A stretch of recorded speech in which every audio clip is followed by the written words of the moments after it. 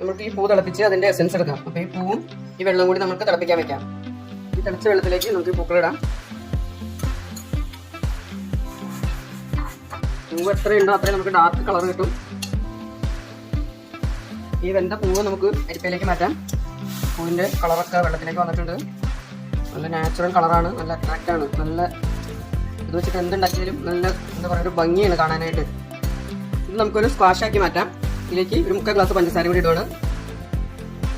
ഇത് സ്ക്വാഷ് ആയിട്ടുണ്ട്. ഓഫ് ചെയ്യാം.